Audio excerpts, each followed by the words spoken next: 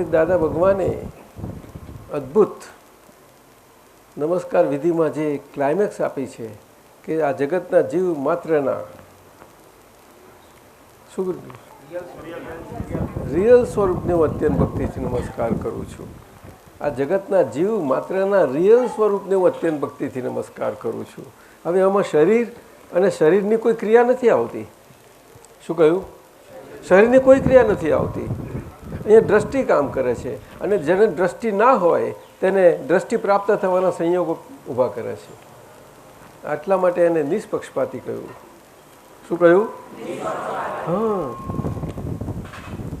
ફરીથી બોલો. ના ના, જગતના, જગત બોલવાનું.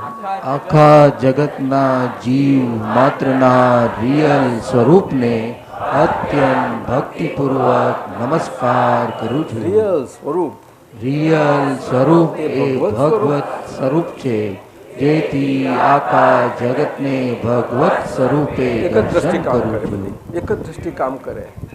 આ રૂપવાળી દુનિયામાં, આકારવાળી દુનિયામાં, મૂર્ત દુનિયામાં, નામધારી દુનિયામાં બધે જ આપણે અનામી, અરૂપી, અમૂર્ત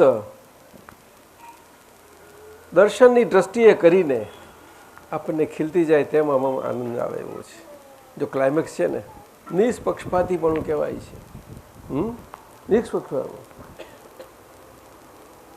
રિયલ સ્વરૂપ એ શુદ્ધાત્મા સ્વરૂપ છે. હવે કોઈને શુદ્ધાત્મા શું જાણતા નથી, પ્રાપ્ત નથી, પ્રાપ્તિ વગર તો જાણે નહીં અને જોઈ શકાય નહીં.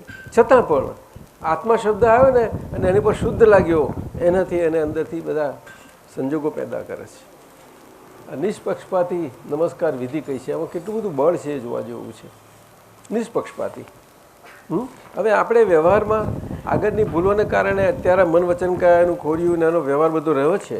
એ બધા વ્યવહારમાં આપણે જ આ મન વચન કયા પ્રતિ નિષ્પક્ષપાતીપણું જેટલું આપણું એસ્ટાબ્લિશ થતું જતું જાય તેટલું બહાર નિષ્પક્ષપાતીપણે આપણને આ આખી ઉપયોગપૂર્વક ઉપયોગમય રીતે આ નમસ્કાર વિધિ આપણી રહ્યા કરતી હોય.